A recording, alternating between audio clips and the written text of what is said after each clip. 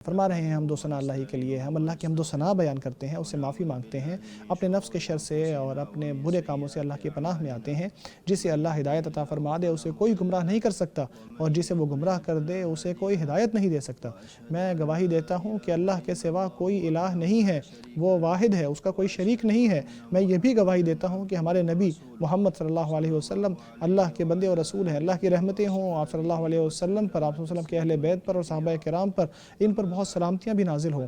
اس کے بعد اللہ کے بندو، اللہ سے ڈرو، یوں ڈرو جیسے اسے ڈرنے کا حق ہے، اس کو یاد رکھو، اپنے دلوں میں بھی اس کو یاد رکھو، اپنے چھپے اعمال میں بھی اس کو یاد رکھو۔ اے مسلمانوں، اللہ تبارک و تعالیٰ نے اپنے بندوں کو یہ حکم دیا ہے کہ وہ اسلام کو تھامے رکھیں، سارے اسلام کے اوپر اور سارے اسلام کے احکام پر عمل کریں۔ اسلام کو قبول کرنے کے لیے انسان کے لیے ضروری ہے کہ وہ ایمان رکھے۔ ایمان کے 6 ارکان ہیں، ان میں ایک چیز یہ ہے کہ آخرت پر ایمان رکھا جائے، اور اسی میں ایک حصہ یہ ہے کہ ان ساری چیزوں کو مانا جائے جو نبی اکرم صلی اللہ علیہ وسلم نے بتایا کہ موت کے بعد ہونے والی ہیں، جن میں قبر کا فتنہ ہے، عذاب ہے، اس کی نعمت ہے، یہاں تک کہ بعث اور نشور آ جاتا ہے۔ آخرت کا پہلا مرحلہ یہ ہے کہ جب موت کا وقت آ جاتا ہے، اس وقت انسان کے پاس فرشتے آتے ہیں، آسمان سے نازل ہوتے ہیں، سفید چہروں والے ہوتے ہیں، بالکل ویسے جیسے سورج ہو۔ ان کے پاس کفن ہوتا ہے جو کہ جنت سے لایا جاتا ہے، اسی طرح خوشبو بھی ہوتی ہے، اور بہترین خوشبو ہوتی ہے جو جنت کی خوشبو ہے۔ وہ انسان کے پاس یہاں آ کے بیٹھ جاتے ہیں جہاں تک وہ ان کو دیکھ سکتا ہے، اور پھر ملک الموت بھی آ کے اس کے سر کے پاس بیٹھتا ہے اور کہتا ہے اے نیک روح نکل جا اللہ تبارک و تعالیٰ کی مغفرت کی طرف، اللہ کی خوشنودی کی طرف۔ پھر وہ ایسے بہتے ہوئے نکل جاتی ہے جیسے کوئی قطرہ کسی برتن کے کنارے سے نیچے گر جاتا ہے۔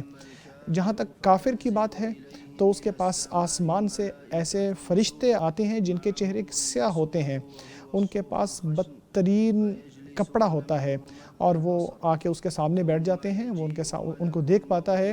پھر فرشتہ، روح قبض کرنے والا فرشتہ اس کے سر کے پاس آ کے بیٹھتا ہے اور آ کے کہتا ہے کہ اے خبیث روح نکل جا اللہ کی ناراضگی کی طرف، اللہ کے غضب کی طرف۔ پھر وہ روح اس کے جسم میں پھیل جاتی ہے، پھر وہ اس کی روح کو یوں نکالتا ہے جیسے ایک لوہے کو مختلف جو کپڑا ہوتا ہے گرمیوں کا، گرم کپڑا، اس میں سے اس کو نکالا جاتا ہے۔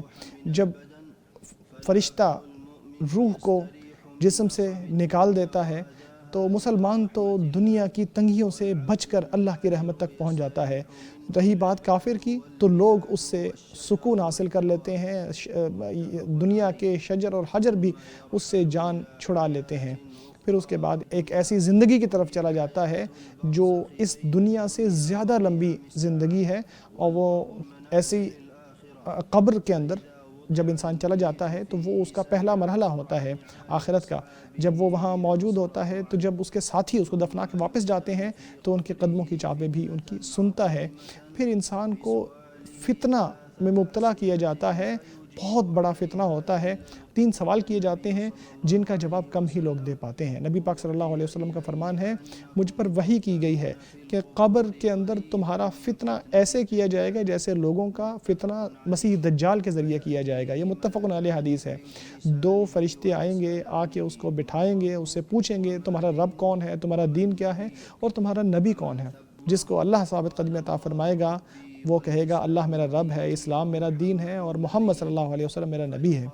پھر اس کو کہا جائے گا آپ دیکھو یہ تمہارا مقام ہے جہنم کا، جس کی جگہ اللہ نے آپ کو جنت کا مقام عطا فرما دیا ہے، وہ دونوں جگہوں کو دیکھ لے گا۔ جہاں تک کافر و منافق کی بات ہے تو وہ کہے گا مجھے نہیں پتہ، میں وہی کہتا تھا جو ان کے بارے میں لوگ کہتے تھے۔ وہ کہیں گے کہ نہ تو تمہیں پتہ تھا اور نہ تم نے پڑھا، یعنی تمہیں نہ تو پتہ ہے کہ حق کیا ہے اور نہ تو نے قرآن کریم کی تلاوت ہی کی ہے۔ پھر اس کو ایک لوہے کی ہتھوڑی سے کانوں کے درمیان مارا جائے گا، اس ایسی اونچی آواز سے چیخے گا کہ اس کے سامنے جو کچھ بھی ہوگا وہ سب اس کی آواز سنیں گے سوائے انسانوں اور جنوں کے۔ یہ بھی متفق علیہ حدیث ہے۔ پھر اس فتنے کے بعد یا تو ہمیشہ کی نعمت ہے اور پھر یا ہمیشہ کا عذاب ہے، یہاں تک کہ بڑی قیامت نہ آ جائے۔ اللہ کا فرمان ہے اور آل فرعون بدترین عذاب میں چلے گئے، صبح اور شام وہ آگ کے سامنے پیش کیے جاتے ہیں، اور جب قیامت کا دن آ جائے گا تو کہا جائے گا آل فرعون کو سخت ترین سزا میں ڈال دو۔ اسی طرح یہ امت آزمائش میں ڈالی جائے گی۔ آپ صلی اللہ علیہ وسلم کا فرمان ہے اس امت کو آزمائش میں مبتلا کیا جاتا ہے قبروں میں، یعنی عذاب کے ذریعے۔ اسے امام مسلم نے روایت کیا ہے۔ نبی اکرم صلی اللہ علیہ وسلم ایک مرتبہ 2 قبروں کے پاس سے گزرے تو کہنے لگے ان دونوں قبروں والوں کو سزا دی جا رہی ہے، اور ان دونوں کو عذاب کسی بڑی چیز میں نہیں دیا جا رہا۔ ایک تو وہ ہے کہ جو لوگوں کے درمیان چغلی کرتا تھا، اور دوسرا وہ ہے کہ جو اپنے پیشاب کے قطروں سے احتراز نہیں کرتا تھا، ان سے بچنے کی کوشش نہیں کرتا تھا۔ یہ بھی متفق علیہ حدیث ہے۔ اسی طرح جو بہائم ہیں یا جو جانور ہیں وہ بھی قبروں والوں کی عذاب کی آوازیں سنتے ہیں۔ آپ صلی اللہ علیہ وسلم نے فرمایا ان کو سزا دی جاتی ہے تو سارے جانور ان کی آوازیں سنتے ہیں۔ یہ بھی متفق علیہ حدیث ہے۔ نبی اکرم صلی اللہ علیہ وسلم نے واضح طور پر بیان کیا کہ انسان لوگوں کی یا قبروں والوں کے عذاب کی آوازیں کیوں نہیں سنتے۔ آپ نے فرمایا اگر تم دفن کرنا چھوڑ نہ دو اپنے میتوں کو تو اللہ تبارک و تعالی آپ کو قبروں کی آوازیں سناتا جو میں سنتا ہوں۔ روح اور جسد دونوں کو نعمتیں بھی ملتی ہیں اور سزائیں بھی ملتی ہیں۔ شیخ الاسلام علیہ رحمۃ اللہ فرماتے ہیں نعمتیں اور عذاب نفس اور بدن دونوں کو ملتا ہے، یہ اہل سنت کا اتفاق ہے۔ نبی اکرم صلی اللہ علیہ وسلم اللہ سے پناہ مانگا کرتے تھے عذاب قبر سے۔ یہ کام آپ صلی اللہ علیہ وسلم ہر نماز کے بعد کیا کرتے تھے۔ ایک دن آپ صلی اللہ علیہ وسلم نے صحابہ کی طرف رخ کیا اور فرمایا اللہ سے پناہ مانگا کرو عذاب قبر سے۔ تو صحابہ کہنے لگے ہم اللہ کی پناہ مانگتے ہیں عذاب قبر سے۔ یہ امام مسلم کی روایت ہے۔ آپ صلی اللہ علیہ وسلم ان کو حکم دیا کرتے تھے کہ وہ ہر نماز میں عذاب قبر سے اللہ کی پناہ مانگیں۔ آپ صلی اللہ علیہ وسلم کا فرمان ہے جب تم تشہد کو پڑھ لو، آخری تشہد پڑھ لو تو پھر 4 چیزوں سے اللہ کی پناہ مانگو، عذاب جہنم سے، قبر کے عذاب سے، اور زندگی اور موت کے فتنے سے، اور مسیح دجال کے شر سے اللہ کی پناہ مانگو۔ یہ بھی متفق علیہ حدیث ہے۔ ابن عباس علیہ رحمۃ اللہ یا رضی اللہ تعالی عنہما بیان کرتے ہیں کہ نبی اکرم صلی اللہ علیہ وسلم ان کو یہ دعا ویسے سکھایا کرتے تھے جیسے قرآن کریم کی کوئی آیت سکھا رہے ہوں۔ اسے امام مسلم نے روایت کیا ہے۔ یہ جو لوگ قبروں میں پڑے ہوتے ہیں یہ ان لوگوں کے محتاج ہوتے ہیں جو ان کے لیے دعا کریں، اس لیے ان سے کچھ مانگنا یا ان کی طرف رخ کر کے دعا کرنا یا ان سے کچھ مانگنا یہی سب سے بڑا شرک ہے۔ سب سے بڑا شرک اولاد آدم میں اسی وجہ سے شروع ہوا تھا۔ اس کے بعد اے اہل ایمان، جو قبریں ہیں وہ واعظ خود کرتی ہیں، کسی کو واعظ کرنے کا موقع اس کے بعد نہیں رہتا۔ حضرت عثمان رضی اللہ تعالیٰ عنہ قبروں پہ کھڑے ہوتے تو اتنا روتے کہ ان کی داڑھی گیلی ہو جاتی۔ نبی اکرم صلی اللہ علیہ وسلم ایک دن خطبہ دے رہے تھے تو آپ صلی اللہ علیہ وسلم نے قبر کی آزمائش کا ذکر کیا، تو آپ صلی اللہ علیہ وسلم نے اس کا ذکر فرما ہی رہے تھے تو مسجد میں بیٹھے سب لوگ ایسے رونے لگے اور اونچی آواز رونے کی گونجنے لگی۔ اللہ کی توحید اختیار کر لینا اور اس کے لوازمات کو اختیار کر لینا عذاب قبر سے بچنے کا بہترین طریقہ ہے۔ آپ صلی اللہ علیہ وسلم کا فرمان ہے جب انسان قبر میں بٹھایا جاتا ہے تو اس کے پاس سوال کرنے والے آتے ہیں، وہ گواہی دیتا ہے کہ اللہ تبارک و تعالی وحدہ لا شریک ہے اور محمد صلی اللہ علیہ وسلم اللہ کے رسول ہیں۔ یہ اللہ تبارک و تعالی کے اس فرمان کا مصداق ہے کہ اللہ اہل ایمان کو صحیح قول پر ثابت قدم رکھتا ہے، دنیا میں بھی اور آخرت میں بھی۔ اچھے اعمال بھی انسان کو قبر میں مانوس کرتے ہیں۔ نبی اکرم صلی اللہ علیہ وسلم مومن کے حال کو بیان کرتے ہوئے فرماتے ہیں جب وہ قبر میں بٹھا دیا جاتا ہے تو اس کے پاس ایک خوبصورت شکل آتا ہے، جس کی شکل بھی اچھی ہوتی ہے، کپڑے بھی بہت شاندار ہوتے ہیں اور خوشبو بھی بہت اچھی ہوتی ہے۔ آ کے کہے گا کہ آپ خوش ہو جاؤ، تمہیں ایسی چیزیں ملنے والی ہیں جن سے تم خوش ہو جاؤ گے، یہ تمہارا وہ دن ہے جس کا تمہیں وعدہ کیا جاتا تھا۔ وہ کہے گا کہ تم کون ہو، تمہارا چہرہ تو بہت اچھا ہے، دیکھ کے بہت اچھا لگتا ہے۔ وہ کہے گا میں تمہارے نیک اعمال ہوں۔ تو سمجھدار شخص وہ ہے جو اس دنیا سے رخصت ہونے سے پہلے نیکیاں جمع کر لے۔ اللہ کا وعدہ حق ہے، موت آنے والی ہے، زندگی جتنی بھی لمبی ہو جائے موت نے آ ہی جانا ہے، قبر میں پہنچنا ہی ہے۔ میں اللہ کی پناہ مانگتا ہوں شیطان مردود سے۔ اے انسان، تم نے اپنے رب کی طرف جانا ہی ہے اور تم نے اس سے ملاقات کرنا ہی ہے۔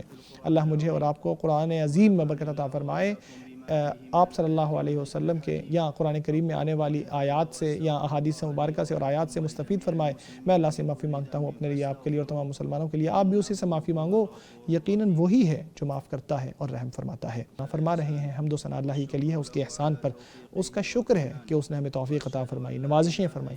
میں گواہی دیتا ہوں کہ اللہ وحدہ لا شریک ہے، میں اس کی شان کی عظمت بیان کرتا ہوں۔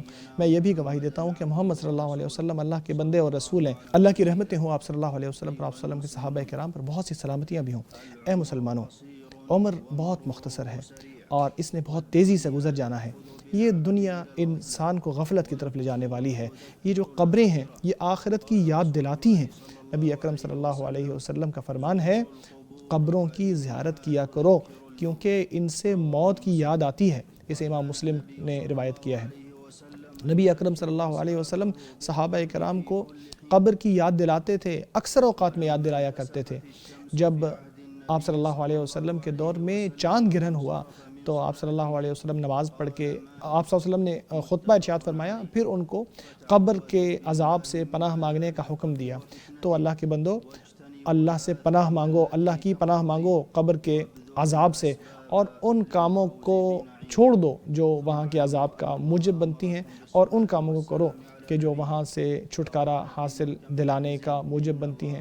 اللہ تبارک و تعالیٰ نے آپ کو حکم دیا ہے، فرمایا اللہ اور اس کے نبی درود بھیجتے ہیں نبی پاک صلی اللہ علیہ وسلم پر۔ اے لوگوں جو ایمان لائے ہو، تم بھی ان پر درود و سلام بھیجو۔ اے اللہ رحمت برکت و سلامتی نازل فرما ہمارے نبی محمد صلی اللہ علیہ وسلم پر۔ اے اللہ خلفائے راشدین سے راضی ہو جا جو کہ حق کے مطابق فیصلے کرنے والے تھے، ابو بکر، عمر، عثمان اور علی اور تمام صحابہ کرام سے۔ اے اللہ اپنا خاص فضل و کرم اور احسان فرما کر ہم سب سے بھی راضی ہو جا، اے سب سے بڑھ کر کرم فرمانے والے۔ اے اللہ اسلام اور مسلمانوں کو عزت عطا فرما، شرک اور مشرکوں کو رسوا کر دے۔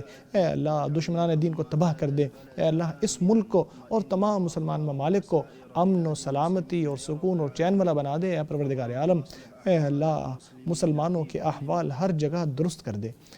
اے اللہ ان کے علاقوں کو امن اور امان والے بنا دے اپنی طاقت سے اور اپنی قدرت سے، تو سب سے بڑھ کر قدرت رکھنے والا ہے۔ اے اللہ ہمارے حکمران اور امام خادم حرمین شریفین اور اس کے ولی عہد کو ان کاموں کی توفیق عطا فرما جن سے تو خوش اور راضی ہوتا ہے، انہیں نیکی اور بھلائی کی طرف لے جا۔ اے اللہ ان کے ذریعے اسلام اور مسلمانوں کو فائدہ پہنچا۔ اے اللہ ہم نے اپنے نفس پر ظلم کیا ہے، اگر تو نے ہمیں بخشا نہ، معاف نہ کیا تو ہم گھاٹا پانے والوں میں ہو جائیں گے۔ اے اللہ ہمیں دنیا میں بھلائی دے اور آخرت میں بھی بھلائی، اور ہمیں آگ کے عذاب سے بچا لے۔ اللہ کے بندو، اللہ عدل و احسان اور صلہ رحمی کا حکم دیتا ہے، وہ بدی، بے حیائی اور ظلم و زیادتی سے منع کرتا ہے۔ وہ تمہیں نصیحت کرتا ہے تاکہ تم سبق لو۔ اللہ عظیم و جلیل کو یاد کرو، وہ تمہیں یاد رکھے گا۔ اس کی نعمتوں کو یاد رکھو، وہ تمہیں مزید عطا فرمائے گا۔ اللہ کا ذکر تو اس سے بھی بڑی چیز ہے، اللہ جانتا ہے جو کچھ تم کرتے ہو۔